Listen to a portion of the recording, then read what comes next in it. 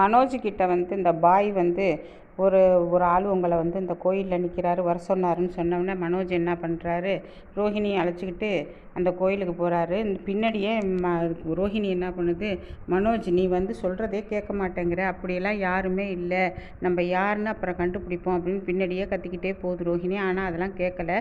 அந்த கடையில் வேலை பார்க்குற அந்த இவரையும் அழைச்சிட்டு போகிறாரு, பயில்வானையும் அழைச்சிக்கிட்டு போகிறாரு.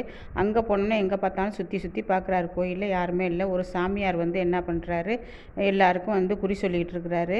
அப்போ அந்த சாமியாரை பார்த்தோன்னே ரோஹிணிக்கு வந்து ரொம்ப பயமாக போயிடுச்சு. அதாவது பிஏ தான், தினேஷ் தான் சாமியார் அங்கே நிற்கிறாரு.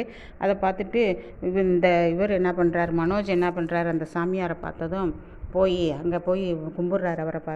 அவரை பார்த்து கும்பிட்டதும் தினேஷ் சொல்கிறாரு, உங்கள் பேர் மனோஜ் தானே அப்படின்னு கேட்குறாரு. ஆமாங்க சாமி, உங்களுக்கு எப்படி தெரியும், முற்றும் துறந்தவன் நான் அப்படின்னு சொல்கிறாங்க. அதாவது ரோஹிணியை பார்த்து நக்கலாக பேசுகிறாரு அவர். நக்கலாக பேசிகிட்டு இருக்கும்போது உங்கள் ஒய்ஃபு பேர் கூட கல்யாணி தானே. கல்யாணி இல்லை சாமி, என் ஒய்ஃபு பேர் ரோஹிணின்னொடனே இங்கே ரோஹிணிக்கு வைத்த கலக்குது.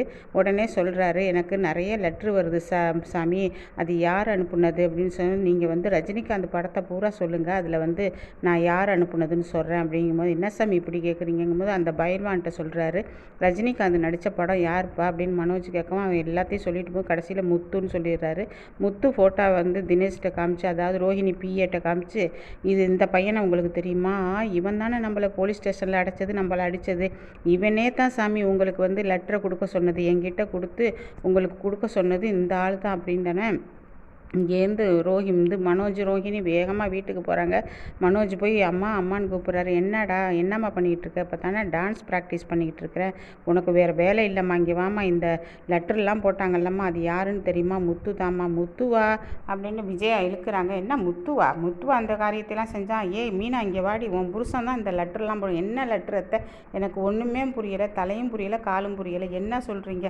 ஆமாம் உனக்கு ஒன்றுமே புரியாமல் தான் நடிப்பை, அப்படியே நீ உன் புருஷனும் நடிப்பு கல்லன் தானே, இவன்லாம் என் வயிற்றுல வந்து குழந்தான் பாரு அப்படிங்கும்போது என்ன விஜயா கத்திக்கிட்டு இருக்கிறேன்ட்டு இவர் அண்ணாமலை கேட்குறாரு. அதுக்கு விஜயா இங்கே நடந்ததை பூரா சொல்கிறாங்க. மொட்டை கடிதாசி வந்தது போனது அப்படின்னு சொல்லும்போது, இந்த லெட்டரை எழுதுனது யார் தெரியுமா, முத்து தான். நான் முத்து ஏன் எழுத போகிறான், நேரடியாக வந்து கேட்டுற போகிறான் அப்படிங்கும்போது, அதெல்லாம் இல்லை, அதை முத்து தான் எழுதியிருக்கிறான், தற்கொலை பண்ணிக்கிங்க, அம்மாவுக்கு ஹார்ட் அட்டாக் வந்துருன்ட்டு, இவன்லாம் என் வயிற்றுல வந்து பிறந்தான் பாருங்க அப்படிங்கும்போது, இப்போவாவது நீ ஒத்துக்கிறியா அவன் தான் உன் புள்ளேன்னு சொல்லிட்டு, இங்கே பாரு இது மீனா, நீனும் உன் புருஷன் அந்த வீட்டை விட்டு வெளியாகுங்க, எங்களுக்கு நீங்கள் கெடுதல் செய்கிறீங்க அப்படின்னு சொன்னோடனே, என்ன ரோஹிணி இதெல்லாம் அப்படின்னு இவங்க கேட்குறாங்க, மீனா கேட்குறாங்க. அது வந்து தெளிவாக தெரிஞ்சு போச்சு, முத்து தான் தெளிவாக தெரிஞ்சு போச்சு அப்படிங்கிறாங்க.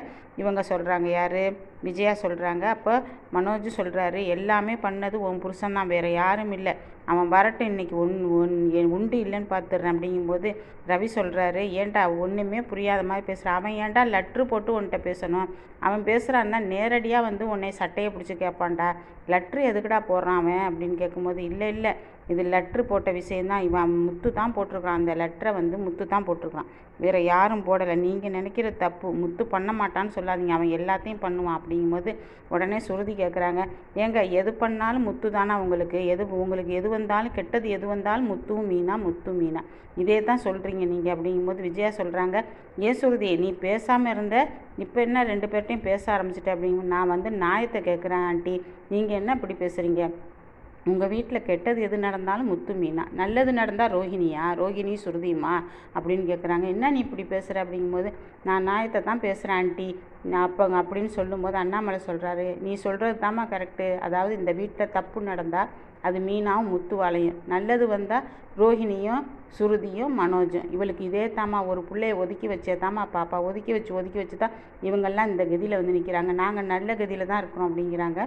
இங்கே என்ன பண்ணுறாங்க, விஜயா என்ன பண்ணுறாங்க, அங்கே வந்து டான்ஸ் கற்றுக் கொடுத்துக்கிட்டு இருக்கிறாங்க. அப்போ வந்து இந்த ரதியும் அந்த பையனும் வந்து பேசிக்கிட்டு இருக்கும்போது என்ன பண்ணிட்டாங்க, கவனிச்சிட்டாங்க விஜயா, கவனிச்சுட்டு 2 பேரையும் பிரித்து வச்சு டான்ஸ் சொல்லி கொடுக்குறாங்க. அப்போ வந்து அப்பாடான்னு உட்காடுறாங்க. அப்போ பார்வதி கேட்குறாங்க, ஏன் விஜயா, என்னாச்சு, மீனா இன்னைக்கு சாப்பாடு கொண்டு வரலையா அப்படின்னு கேட்குறாங்க. இனிமேல் கொண்டு வர மாட்டா, ஏன் தெரியுமா, இங்கே வந்து இந்த பசங்களுக்கு வந்து அவள் வந்து இவங்க தப்பாக பேசுகிறாங்கன்னு சொல்லிட்டு அதனால் கொண்டு வர வேணான்ட்டேன். ஏன் விஜயா, என் வீட்டுக்கு எந்த ஆபத்தும் வந்துடாதுல்ல அப்படிங்கும்போது, அதெல்லாம் வராது. எதுக்கும் அவங்க மேலே ஒரு கண்ணு வச்சுக்க விஜயா. நாளைக்கு ஓடிகிடி போயிட்டா எனக்கு என் வீட்டுக்கும் கெட்ட பேர், அப்புறம் எனக்கும் கெட்ட பேர். நான் வந்து இந்த வீட்டில் வந்து நிம்மதியாக இருக்க முடியாது. உனக்கு வீடு கொடுத்ததுனால எனக்கு வந்து கெட்ட பேரா அப்படின்னு சொல்லிகிட்டு இருக்கிறாங்க. இதுதான் நடக்க போகுது. அதாவது அந்த பொண்ணு வந்து அவங்க கூட ஓடி போகுது. போலீஸ் வந்து விஜயா வந்து கேட்க போகிறாங்க. விஜயா வந்து பார்வதியை காமிக்க போகிறாங்க. இப்படி தான் வரப்போகுது. இதுதான் வந்து கொழு வைக்கிறதுனால அந்த வீட்டுக்கு நல்லதுன்னு சொன்னாங்கல்ல.